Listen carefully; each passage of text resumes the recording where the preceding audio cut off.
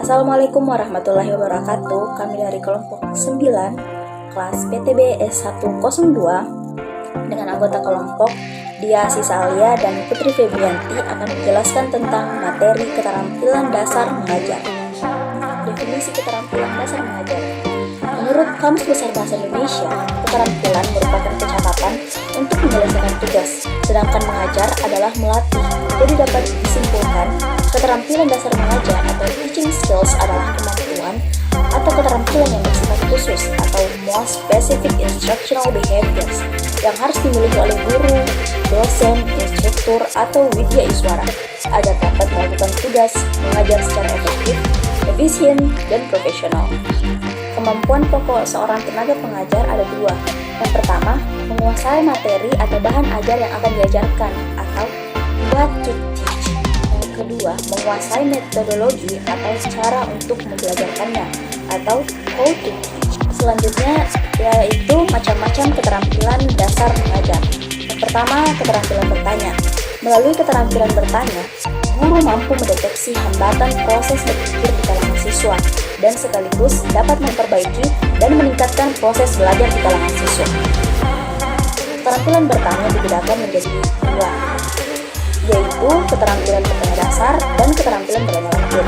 Tujuan dalam pemberian pertanyaan ini yang pertama, membangkitkan minat dan rasa ingin tahu siswa terhadap suatu pokok bahasan. Yang kedua, memusatkan perhatian siswa terhadap suatu pokok bahasan atau konsep. Yang ketiga, mendiagnosis kesulitan-kesulitan khusus yang menghambat siswa belajar. Yang keempat, mengembangkan cara belajar siswa. Dan yang terakhir, memberikan kesempatan kepada siswa untuk mengasimilasikan informasi. Yang kedua, keterampilan memberikan penguatan.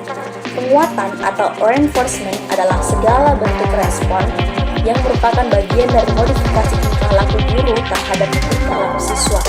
Bertujuan memberikan informasi atau umpan balik or feedback bagi si penerima atas perbuatannya sebagai suatu dorongan atau koreksi. Tujuan dari pemberian penguatan ini sendiri, yang pertama yaitu meningkatkan perhatian siswa terhadap pelajaran, yang kedua merangsang dan meningkatkan motivasi belajar, dan yang terakhir meningkatkan kegiatan belajar dan membina tingkah laku siswa yang produktif. Sementara untuk jenis-jenis penguatan ada dua, yaitu penguatan verbal, di mana penguatan ini biasanya diungkapkan dengan menggunakan kata-kata pujian, penghargaan, persetujuan, dan sebagainya. Lalu selanjutnya penguatan nonverbal. Penguatan nonverbal terdiri dari penguatan gerak isyarat, penguatan pendekatan, penguatan dengan sentuhan atau konteks. Variasi stimulus adalah suatu kegiatan guru dalam konteks proses interaksi belajar mengajar yang ditujukan untuk mengatasi kebosanan siswa, sehingga dalam situasi belajar mengajar, siswa senantiasa menunjukkan ketekunan serta penuh partisipasi. Komponen variasi ini sendiri terdiri dari tiga. Yang pertama, variasi dalam cara mengajar guru. Yang kedua, variasi dalam penggunaan media dan alat pengajaran. Dan yang ketiga, variasi pola interaksi dan kegiatan siswa. Tujuan dan manfaat mengadakan variasi. Yang pertama, untuk menimbulkan dan meningkatkan perhatian siswa kepada aspek-aspek belajar mengajar yang relevan. Yang kedua, untuk memberikan kesempatan bagi berkembangnya bakat ingin mengetahui dan menyelidiki pada siswa tentang hal-hal baru. Dan yang ketiga, untuk memupuk tingkah laku yang positif terhadap guru dan sekolah dengan berbagai cara mengajar yang lebih hidup dan lingkungan belajar yang lebih baik. Dan yang terakhir, guna memberi kesempatan kepada siswa untuk memperoleh cara menerima pelajaran yang disenanginya. Selanjutnya, keterampilan menjelaskan. Menjelaskan adalah penyajian informasi secara lisan yang diorganisasikan secara sistematik dan bertujuan untuk menunjukkan hubungan antara sebab akibat yang diketahui dan yang belum diketahui. Tujuan keterampilan menjelaskan, yang pertama, membantu siswa memahami berbagai konsep, hukum, dalil, dan sebagainya secara objektif dan bernalar. Yang kedua, membimbing siswa menjawab pertanyaan mengapa yang muncul dalam proses pembelajaran. Dan yang ketiga, meningkatkan keterlibatan siswa dalam memecahkan berbagai masalah melalui cara berpikir yang lebih sistematis. Selanjutnya, komponen keterampilan menjelaskan. Komponen keterampilan menjelaskan ada dua. Yang pertama, keterampilan merencanakan penjelasan, dan yang kedua, keterampilan menyajikan penjelasan.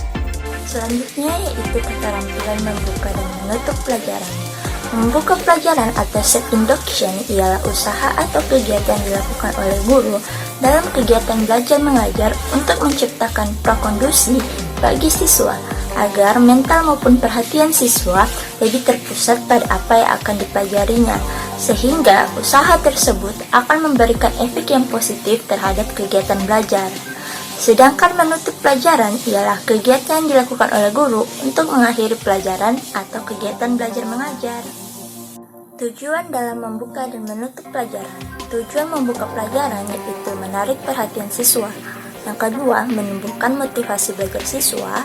Yang ketiga, memberikan acuan atau rambu-rambu tentang pelajaran yang akan dilakukan. Sedangkan menutup pelajaran tujuannya yaitu memberikan gambarannya menyeluruh mengenai hasil belajar yang telah dikuasai. Keterampilan yang keenam yaitu keterampilan membimbing diskusi kelompok kecil. Diskusi kelompok merupakan strategi yang memungkinkan siswa menguasai suatu konsep atau memecahkan suatu masalah melalui satu proses yang memberikan kesempatan untuk berpikir, berinteraksi sosial, serta berlatih bersikap positif. Tahap-tahap kegiatan diskusi. Yang pertama, memusatkan perhatian. Yang kedua, memperjelas masalah atau urunan pendapat. Yang ketiga, menganalisis pandangan siswa. Yang keempat, meningkatkan urunan siswa. Yang kelima, menyebarkan kesempatan berpartisipasi. Serta yang terakhir yaitu menutup diskusi. Diskusi juga mempunyai tujuan dan manfaat loh, yaitu 1. Memupuk sikap toleransi. Yang kedua, memupuk kehidupan demokrasi. Yang ketiga, mendorong pembelajaran secara aktif. Dan yang terakhir, menumbuhkan rasa percaya diri. Keterampilan yang ketujuh yaitu keterampilan mengelola kelas. Dalam pelaksanaan keterampilan mengelola kelas, maka perlu diperhatikan komponen keterampilan yang berhubungan dengan penciptaan dan pemeliharaan kondisi belajar yang optimal atau bersifat preventif. Komponen keterampilan dalam mengelola kelas yaitu pertama, keterampilan yang berhubungan dengan penciptaan dan pemeliharaan kondisi belajar yang optimal atau bersifat preventif.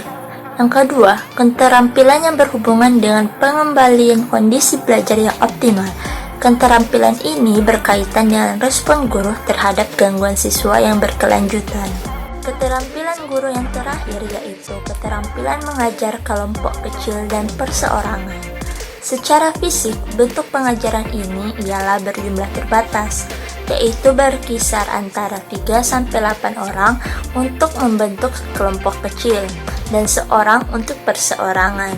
Pengajaran kelompok kecil dan perseorangan memungkinkan guru memberikan perhatian terhadap setiap siswa serta terjadinya hubungan yang lebih akrab antara guru dan siswa maupun antara siswa dengan siswa. Komponen keterampilan membimbing diskusi kecil. Yang pertama, memusatkan perhatian. Yang kedua, memperjelas permasalahan. Yang ketiga, menganalisis pandangan peserta didik. Yang keempat, meningkatkan urunan pikiran peserta didik. Yang kelima, menyebarkan kesempatan untuk berpartisipasi. Yang keenam, mengadakan pendekatan secara pribadi. Yang ketujuh, mengorganisasikan kegiatan pembelajaran. Yang kedelapan, membimbing dan memudahkan pembelajaran. Yang kesembilan, merencanakan dan melakukan kegiatan pembelajaran. Dan yang terakhir, menutup diskusi. Poin selanjutnya yaitu tujuan dan manfaat dari keterampilan dasar mengajar. Tujuan dari keterampilan dasar mengajar guru yaitu supaya guru atau tenaga pendidik dapat memahami hakikat keterampilan dasar mengajar yang dapat dipraktikkan di dalam kelas. Mengidentifikasi jenis-jenis keterampilan dasar mengajar dan terampil menerapkan setiap jenis keterampilan dasar mengajar untuk meningkatkan kualitas proses dan hasil pembelajaran. Tujuan yang lain yaitu untuk membekali tenaga pendidik beberapa keterampilan dasar mengajar dan pembelajaran. Bagi calon tenaga pendidik, hal ini akan memberi pengalaman mengajar yang nyata dan latihan sejumlah keterampilan dasar mengajar secara terpisah. Baiklah, sekian dari kelompok kami. Terima kasih dan wassalamualaikum warahmatullahi wabarakatuh.